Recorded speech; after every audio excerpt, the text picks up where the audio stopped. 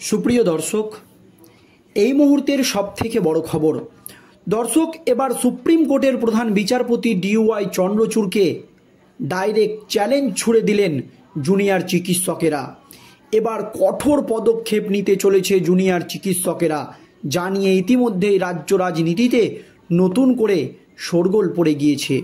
দর্শক, আপনারা জানেন আর.জি. কর কাণ্ডে মহিলা চিকিৎসকের মৃত্যুর ঘটনায় 50 দিন পার হয়ে গেলেও এখনও ন্যায্য বিচার পায়নি অভয়া।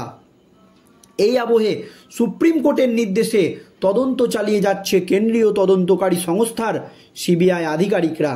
কিন্তু এই মামলা সুপ্রিম কোর্টে চললেও অনেকের মনে একাধিক প্রশ্ন উঠে যাচ্ছে। কেন আর.জি. করের মতো গুরুত্বপূর্ণ একটি মামলার শুনানি বারবার সুপ্রিম কোর্টে পিছিয়ে যাবে? এই নিয়ে অনেকেই প্রশ্ন তুলে দিয়েছে বা জুনিয়র চিকিৎসকেরা এতে প্রথম থেকেই বিরক্ত হচ্ছে। এতে অনেকেই মনে করছে যে আর.জি. কর মামলার গুরুত্ব কি আর 5টা মামলার মতো সুপ্রিম কোর্টে কমে যাচ্ছে? যেমন DA মামলা দীর্ঘদিন ধরে ঝুলে রয়েছে। এছাড়াও আপনারা জানেন 26,000 চাকরি বাতিলের মামলার শুনানি সুপ্রিম কোর্টে দীর্ঘদিন ধরে পিছিয়ে যাচ্ছে। তাহলে আর.জি. কর মামলাও কি ধীরে ধীরে এই রকম হয়ে যাবে? তা নিয়ে একাধিক প্রশ্ন উঠে গিয়েছে। কারণ এতদিন আর.জি. কর মামলার শুনানি প্রথম থেকেই সকালবেলায় শুরু হতো বা সকাল থেকে হতো এবং গুরুত্ব দিয়ে আর.জি. কর মামলার শুনানি শোনা হতো। কিন্তু এবার দেখুন, আর.জি. কর কাণ্ডের মতো গুরুত্বপূর্ণ এবং নৃশংস একটি হত্যাকাণ্ডের মামলার শুনানি একেবারে শেষ মুহূর্তে হয় সুপ্রিম কোর্টে, কিন্তু মাত্র 1 ঘন্টা শুনানি হয়। এতেও প্রশ্ন তুলে দিয়েছেন অনেকেই। এর পরপরই আর.জি. কর কাণ্ডে এখনও কোনো তদন্তের কোনো দিশা দেখাতে পারেনি CBI, এই রকমই প্রশ্ন তুলে দিয়েছেন জুনিয়র চিকিৎসকেরা। তার পরপরই সুপ্রিম কোর্টের প্রধান বিচারপতি DY চন্দ্রচূড় একাধিকবার জুনিয়র চিকিৎসকদেরকে কাজে যোগ দেওয়ার জন্য ডেডলাইন বেঁধে দিয়েছিলেন। কারণ আপনারা জানেন রাজ্যের বর্ষিয়ান আইনজীবী কপিল সিব্বাল দাবি করেছিলেন জুনিয়র চিকিৎসকদের এই কর্মবিরতির জেরে এই রাজ্যের প্রায় 25 থেকে 23 জন সাধারণ নাগরিকের মৃত্যু হয়েছে এবং 7 লক্ষ লোক চিকিৎসা করাতে এসে হয়রানির শিকার হয়েছেন। তার পরপরই জুনিয়র চিকিৎসকদের একাধিকবার ডেডলাইন বেঁধে দেওয়া হয়েছে যে কাজে যোগ দিতে হবে।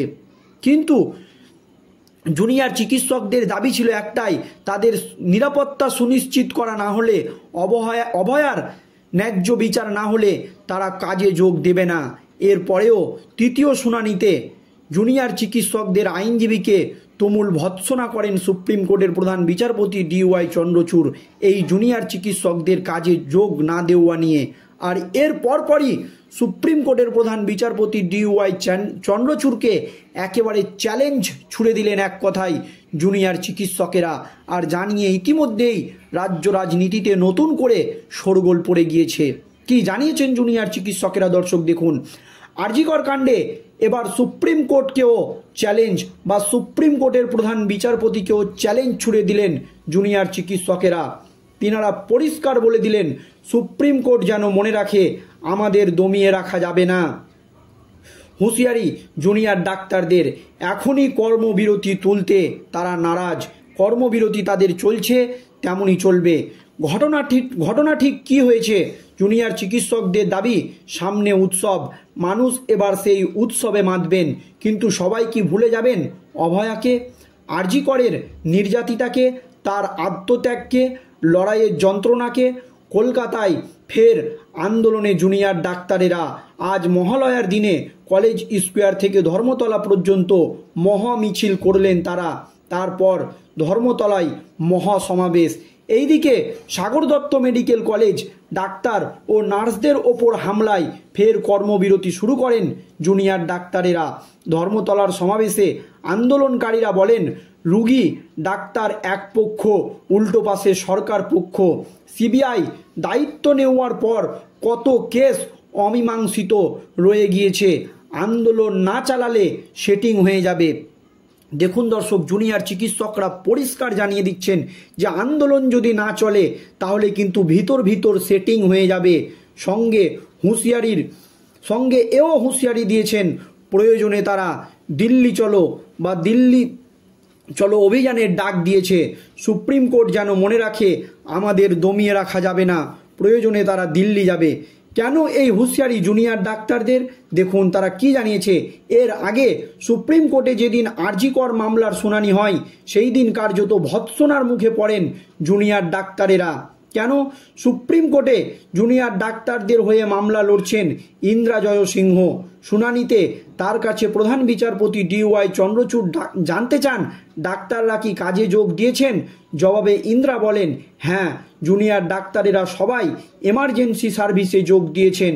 এর পরপরই প্রধান বিচারপতি DY চন্দ্রচূড়ের পাল্টা মন্তব্য, আপনি আমার কথার উত্তর দিন। আমার কথা পরিষ্কার, ডাক্তাররা কি OPD ও IPD সার্ভিসে যোগ দিয়েছেন? জুনিয়র ডাক্তারদের আইনজীবী বলেন, হ্যাঁ, সবই তো এমার্জেন্সি সার্ভিসের মধ্যেই পড়ে। এই জবাবে সন্তুষ্ট হননি সুপ্রিম কোর্টের প্রধান বিচারপতি, ফের বলেন, আমি OPD ও IPD সার্ভিসের কথা বলছি।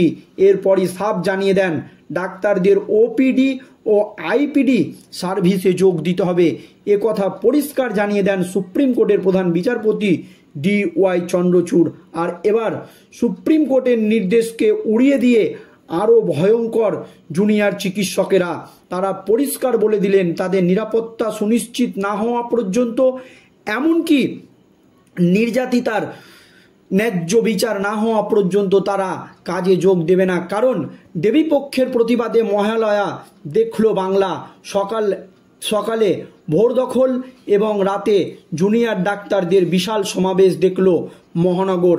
আর সেই সমাবেশ থেকে আরও তীব্র আন্দোলনের ডাক দেওয়া হয়। এমনকি আগামী দিনে দিল্লির বুকেও আন্দোলনের হুঁশিয়ারি চিকিৎসকদের। শুধু তাই নয়, রাজ্য সরকারের ভূমিকা নিয়েও প্রশ্ন উঠল। এদিন ডাক্তারদের ডাকা সমাবেশে কার্যত জনপ্লোবন দেখা গিয়েছে। সাধারণ মানুষ তো বটেই, সিনে জগৎ থেকে শুরু করে সমাজের বিভিন্ন স্তরের মানুষরা সামিল হন। 50 দিন পেরিয়ে গিয়েছে, এখনও বিচার পায়নি অভয়া। বিচারের দাবিতে লাগাতার আন্দোলন জুনিয়র ডাক্তারেরা দীর্ঘ 1 মাসেরও বেশি সময় ধরে কর্মবিরতি পালন করছেন। সম্প্রীতি কাজে যোগ দিলেও সাগর দত্ত হাসপাতালের ঘটনায় ফের একবার প্রশ্নের মুখে চিকিৎসকদের নিরাপত্তা। এরপরই ফের একবার কর্মবিরতির পথে হেঁটেছে জুনিয়র ডাক্তারেরা। এই অবস্থায় আজ বুধবার ওয়েস্ট বেঙ্গল জুনিয়র ডাক্তার ফ্রন্টের তরফে মহামিছিলের ডাক দেওয়া হয়েছে। কলেজ স্কোয়ার থেকে সেই মিছিল শুরু হয়, শেষ হয় ধর্মতলায়। মিছিল থেকে একের পর এক চোখা চোখা স্লোগান ওঠে, যা সবটাই সরকার বিরোধী। শুধু তাই নয়, আন্দোলনের হুঁশিয়ারি, আন্দোলন আরও তীব্রতর হবে, বিচার দিতে হবে। অন্যদিকে তিনারা পরিষ্কার বলে দিয়েছেন যতক্ষণ না সুবিচার পাওয়া যাবে আন্দোলন চলবে। উৎসবের দিনেও আন্দোলনের পথ থেকে সরে থাকা যাবে না। এই আন্দোলন প্রয়োজনে দিল্লি নিয়ে যাওয়া হবে বা প্রয়োজনে দিল্লিতে আন্দোলন হবে, পরিষ্কার জানিয়ে দিয়েছে জুনিয়র চিকিৎসকেরা।